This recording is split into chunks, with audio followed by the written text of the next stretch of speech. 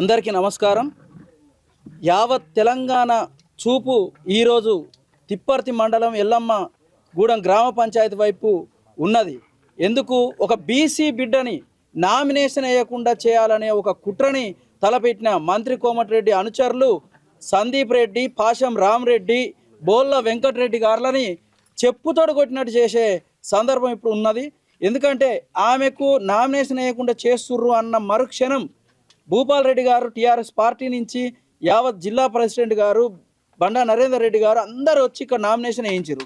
BC ఉద్యమ నేతగా మేము కూడా వచ్చి వాళ్ళ కుటుంబానికి ఆ రోజు నుంచి ఈ రోజు వరకు అండగా నిలిచి యావత్ రాష్ట్రంలో ఉన్న ప్రతి ఒక్కరికి ఈ విషయాన్ని చేరవేసి అన్నీ రగన్నకు కానీ కాలేజీ సీనన్నకు కానీ యావత్ యూట్యూబ్ మీడియాకు టీడీఎంఏ మొత్తానికి కూడా తెలియపరిచి ఈ సమాజంలో దీన్ని ఒక పెద్దగా చూయించే ఒక ప్రయత్నం చేసాం. వాళ్ళకు కూడా ఒక ఈ సందర్భంగా కృతజ్ఞతలు. వీళ్ళే కనుక వెంటనే యాక్షన్ తీసుకొని ఇనిషియేట్ తీసుకోకపోతే కనుక వీళ్ళకి ఇంత స్థాయిలో ఒక మద్దతు దొరికేది కాదు. ఇక్కడ నల్గొండ జిల్లాలో ముఖ్యంగా మంత్రి కోమటిరెడ్డి గారు ఈ కాంగ్రెస్ ప్రభుత్వం వచ్చిన నాటి నుంచి కూడా నల్గొండ నియోజకవర్గంలో బీసీలు, ఎస్సీలు, మైనార్టీల మీద అన్ని అక్రమ కేసులే. పార్టీల పరంగా చూసుకుంటే కూడా ప్రతిపక్ష పార్టీల మీద కొంతమంది అధికార పార్టీల కొన్ని విషయాల్లో పెడుతుంటారు, అదొక రకం. ఇక్కడ అట్లా కాదు. రెడ్డి అని ఉంటేనో ఇంకేదన్నా ఫార్వర్డ్ క్యాస్ట్ ఉన్నోనికేమో వాడు మర్డర్ చేసినా విట్నెస్ ఉండో కోర్టులో కొట్టేస్తారు. అదే ఒక బీసీ ఓన్ మీద చిన్న ప్రీటీ కేసు ఉంటే వాళ్ళని ఎత్తుకపోయి డీటీసీలో వేసి భయభ్రాంతులకు గురి చేసి వాళ్ళని వేధిస్తూ ఉంటారు. ఇక్కడ ఈ అరాచకాలన్నింటినీ కూడా మీరు చూపించడానికి వచ్చినందుకు మళ్ళీ కూడా మీకు థ్యాంక్స్ చెప్తూ, నాగలక్ష్మి కుటుంబానికి ఎప్పుడు కూడా మేము అండగా ఉంటాం. ఆమెని గెలిపించేంత వరకు కూడా నేను మా సంఘం తరపున కూడా మేము ఉంటామని తెలియజేస్తా ఉన్నాం.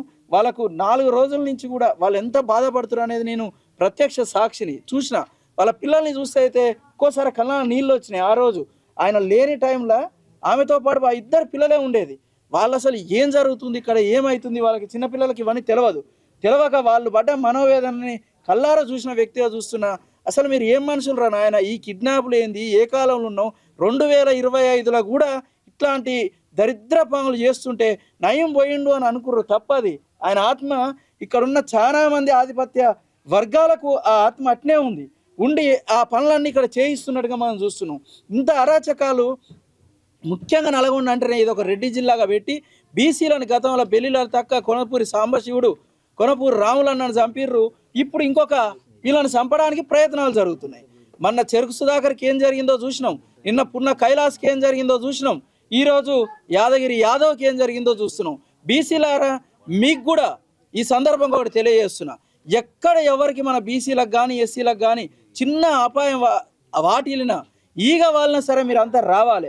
అక్కడెక్కడనో ఇందిరా పార్కులో ధర్నాలు చేసుడో, అక్కడెక్కడనో బషీర్బాగ్లో ప్రెస్ మీట్లు పెట్టడం కాదు, ఫీల్డ్ మీదకి రావడం నేర్చుకోవాలి సంఘాలు కూడా. సందర్భంగా ఆర్ కృష్ణయ్య గారికి, జాదుల సీన్ గారికి, దాసు సురేష్ గారికి కూడా చెప్తున్నా, ప్రెస్ మీట్లతోటి మీ మాటలు వినే రోజులు కూడా పోయినాయి. మీరు కూడా ఫీల్డ్ మీదకి వచ్చి ఇక్కడ జరిగే వాటి మీద ప్రత్యక్ష కార్యాచరణ చేయాలని చెప్పి తెలియజేస్తున్నా. ఇక్కడ ఒక నినాదం కూడా ఇవ్వాలనుకుంటున్నాం. ఏమనుకుంటున్నాం అంటే, కాంగ్రెస్ పార్టీ బీసీలకు 42% అని చెప్పి మోసం చేసింది. పార్టీ పరంగా 50కి పైన ఇస్తున్నారు, అది మోసం చేసింది. చివరికి 17% ఇచ్చి అట్లా బీసీలను మోసం చేసిర్రు. జనరల్ స్థానాల్లో ఎవరైనా బీసీలు పోటీ చేస్తే వాళ్ళని భయభ్రాంతులకు గురి చేసి వాళ్ళని చంపే ప్రయత్నాలు చేస్తారు. కాబట్టి ఈ సందర్భంగా నేను రాజకీయాల గురించి మాట్లాడొద్దని అనుకున్నా, కానీ కాంగ్రెస్ పార్టీ హటావో బీసీ బచావో అనే ఒక నినాదాన్ని ఇవ్వాలని నేను అనుకుంటున్నాను. ఎందుకంటే కాంగ్రెసే మాకు బీసీలకు ఒక శనిరేఖ తయారైంది. ఎప్పుడు ఇది బీసీలని మేలుగోరే పార్టీ కాదు, ఎప్పుడు బీసీలకు అన్యాయం. కాబట్టి ఈ యావత్ ఎన్నికల్లో 12,000 గ్రామ పంచాయతీల్లో కూడా కాంగ్రెస్ పార్టీని ఓడగొట్టాలి. నేనేం పార్టీ గురించి మాట్లాడదలుచుకోవట్లేదు. కాంగ్రెస్ పార్టీని ఓడగొడితేనే వాళ్ళకు కొంచెం అన్న సిగ్గు వస్తుంది, భవిష్యత్తులో బీసీలు అంటే కూడా తెలిసి వస్తుంది. అందుకోసమే కాంగ్రెస్ని ఓడగొట్టాలని చెప్పి తెలియజేస్తున్నా. కోమటిరెడ్డి వెంకటరెడ్డి గారు ఇక్కడ రాష్ట్రం మొత్తం 42% అని రేవంత్ రెడ్డి అంటే ఆయన ఒకటి ప్రకటన చేసిండు, మీడియాలో కూడా చూసిరు మీరంతా. నేను నా నల్గొండ నియోజకవర్గంలో 50%కి పైగా సీట్లు స్థానిక సంస్థల్లో ఎంపీటీసీ, జెడ్పీటీసీ, సర్పంచ్లు ఇస్తున్నాడు. 50% ఎక్కడ దేవుడు గెరక. ఈ 17 ఇచ్చింది కూడా లేదు. ఆ 17లో కూడా వాళ్ళ పార్టీ వాళ్ళ నుంచి ఆపోజిట్లో వేరే ఆయన వర్గం వాళ్ళు ఉంటే ఈ 17లో కూడా వాళ్ళని ఓడగొట్టే ఒక ప్రయత్నం చేస్తుండు కోమటిరెడ్డి వెంకటరెడ్డి గారు. నీ అనుచరులకు కానీ ఇప్పుడు 3 రోజులైతే ఒక జిల్లా మంత్రిగా ఉండి నీ నియోజకవర్గంలో ఇంత పెద్ద ఘటన జరిగితే యావత్ తెలంగాణ అందరికీ తెలిసినా కూడా మరి నీకు తెలుస్తలేదా? నీ పాత్ర లేదు అని అంటే కనుక నువ్వే ఒక ప్రెస్ మీట్ పెట్టు. రేపు పొద్దుగాల ఇదే ఎల్లమ్మగూడెం కుర్రా వచ్చి వీళ్ళని పరామర్శించి ఇంకా 2 రోజుల టైం ఉంది కాబట్టి వాడిని విత్డ్రా చేయించి ఆపోజిట్ నీ మనిషిని విత్డ్రా చేయించి యునానిమస్గా ఆమెను గెలిపించి నీ వైఖరి ఏందనేది చూయించుకో.